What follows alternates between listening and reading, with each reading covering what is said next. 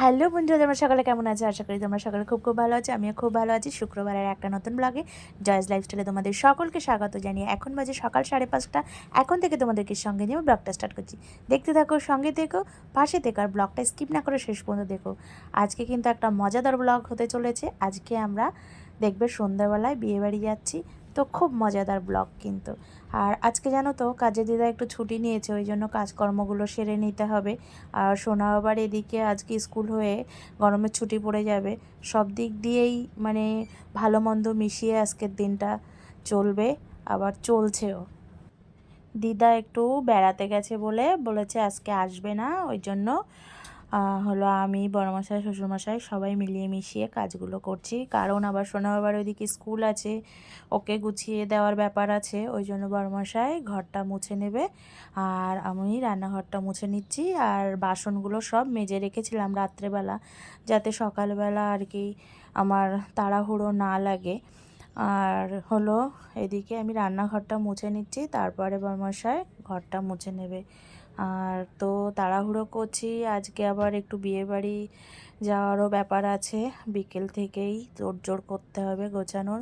তো এদিকে তাড়াতাড়ি করে ঘর মোছার চেষ্টা করছি, কারণ ছেলের আবার স্কুল আছে, ওকে 8টায় বা 8:45 খেতে দিতে হয়, না হলেও আবার পটিতে যায়, স্নান করে।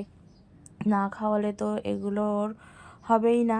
আর কোনো কোনো দিন আগে পটিতে যায়, সে ব্যাপার আলাদা, কিন্তু কোনো কোনো দিন পটিতে যায় না, ওই জন্য আমি একটু তাড়াতাড়ি খাইয়ে দিই 8:45 বা 8টার দিকে। তো বাচ্চা মানুষ তো, স্কুলে গিয়ে অনেক সময় বলে না, চুপচাপ বসে থাকে। তো দেখো এদিকে রান্নাঘরটা আমার মোছাও হয়ে গেছে, আর সিঁড়িটা হাত দিয়ে আর কি কাপড় দিয়ে মুছে নিয়েছি, মপ দিয়ে মুছলে ভালো হয় না। তারপরে দেখো গ্যাস ওভেনটা আমি সুন্দর করে ক্লিন করে নিচ্ছি, কারণ রাত্রেবেলা তো কত পোকামাকড়ের উৎপাত থাকে, ওই কারণে। আর আজকে রান্না হবে হলো কুমড়ো শাক মাছের মাথা দিয়ে, আর মাছের ডিম ভাজা করব। কারণ হলো কাল আবার শনিবার আর রবিবার একাদশী পড়েছে, তো ওই কারণে এতদিন তো রাখা যাবে না ফ্রিজের মধ্যে। আর কোনো জিনিস না, মাছ বলো আর যাই বলো, রেখে খেলে ভালো লাগে না, সেই টেস্টটা পাওয়া যায় না। আর ছেলে না মাছের ডিমটা খেতেই চায় না, ও তাই আমাদের তিনজনকেই খেতে হবে। তো ওদিকে দেখো আমার মাছের মাথা দিয়ে কুমড়ো শাকটা রেডি হয়ে গেছে, ভাতও রেডি হয়ে গেছে, আর মাছের ডিমটা একটা কাঁচা লঙ্কা দিয়ে আর একটা পেঁয়াজ দিয়ে বসিয়ে দিয়েছি। আর ওদিকে ছেলে বাথরুমে গেছে, আমাকে বারবার ডাকছে স্নান করানোর জন্য, পটিতে আগেই চলে গেছে আজকে। তো এদিকে রান্না বসানো, আমি শুধু বলছি দাঁড়া দাঁড়া। তো তারপরে দেখো ছেলেকে স্নান করিয়ে দিয়ে এসেছি, মাছের ডিমটাও এদিকে ভাজা কমপ্লিট হয়ে গেছে। আর মাছের ডিমও যেহেতু খেতে চায় না, আগে না আমি চিচিঙ্গা দিয়ে মাছের ডিম দিয়ে ভাজা করতাম, তো এখন আর খেতে চায় না বলে এমনি ডিম দিয়ে পেঁয়াজ দিয়ে চিচিঙ্গাটা ভেজে নিচ্ছি। তো এদিকে রান্নাবান্নার কাজ হয়ে গেলে স্নান করে পুজো দিয়ে নেব, তারপরে সোনা বাবাকে স্কুলে পাঠাবো।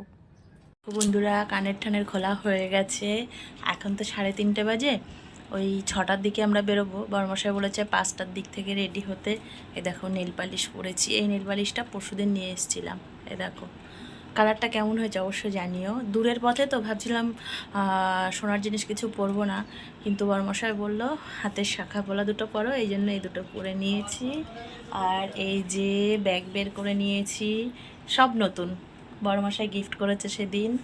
শাড়িটাও নতুন, সব সব নতুন, এটা বাদে এটা পুরানো। তো ছেলে আসবে, তো চলো ছেলে আসলে এক এক করে রেডি করো। ছেলের আর ওর বাবার ড্রেসগুলো দেখো, এই যে এই যে বড়মশাইয়ের ড্রেস, এটা বড়মশাইয়ের, আর ছেলের এই যে ওটা, আর আমারগুলো সব নতুন। আস্তে আস্তে করে রেডি হয়ে নিচ্ছি, নেল পালিশ পরলাম। আর মুখটাই যেন আজকে একটু টক দই, তারপরে বেসন, চালের গুঁড়ো এগুলো দিয়ে স্ক্রাবিং করেছিলাম, মুখটা ভালোই গ্লো করছে। তো চলো এরপর আস্তে আস্তে করে গুছিয়ে নিই, আবার বিয়েবাড়ি যেতে হবে, ছেলে আসার টাইম হয়ে গেছে। তো বন্ধুরা এখন বাজে হলো 5:30। 5টার থেকেই রেডি হওয়া শুরু করে দিয়েছি। মুখের একটু মেকআপটা কোনো রকমে করে নিলাম। আমি পারিও না, প্রফেশনাল নয়, সবাই যেমন সুন্দর করে পারে মেকআপ করতে আমি পারি না। তারপরে শাড়িটা পরে নিয়েছি আর ভাবছিলাম গোল্ডের কিছু পরে যাব না, আর বাড়িতেও থাকে না, লকারে থাকে, তো এনেছিলাম এই বিয়েবাড়ির উদ্দেশ্যে। তো বরমশাই বললো শাখা পলাটা পরো, কোনো সমস্যা হবে না। তো ভাবলাম শাখা পলা যখন পরছি আর দুটো আংটি পরে নিই, আর গলায় যে পাল চোকারটা আছে সেটা পরে নিই।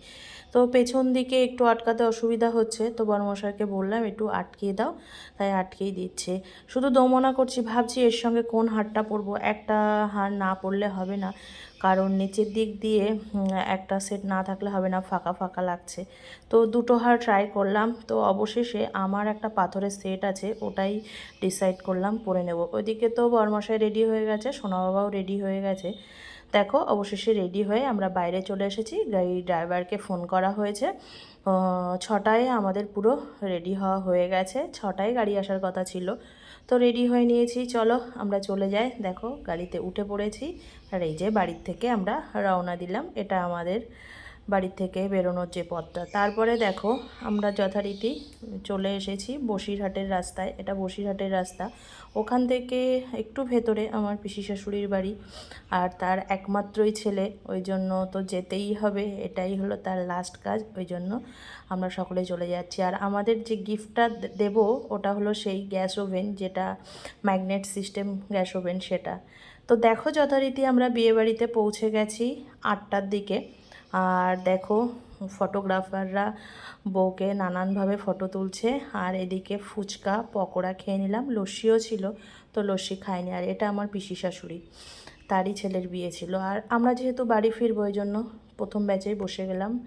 ছিল চানা মশলা নান আর ডাল, তারপরে মাছের ঝাল ছিল, আর ওর সঙ্গে চিড়ে ভাজা ছিল, মাটন ছিল, রসগোল্লা ছিল, আর মিষ্টি ছিল, আইসক্রিম ছিল, হজমলা ছিল। তো দেখো খেয়ে যথারীতি আমরা বাড়ির উদ্দেশ্যে বেরিয়ে যাচ্ছি। তো চলো আমরা বাড়ি চলে যাই। তো বন্ধুরা আজকের ব্লগটি কেমন লাগলো? আমার ব্লগটি ভালো লাগলে তোমরা সকলেই অবশ্যই লাইক, কমেন্ট, শেয়ার, সাবস্ক্রাইব করে দিও। টাটা বন্ধুরা, তোমরা সকলে খুব ভালো থেকো।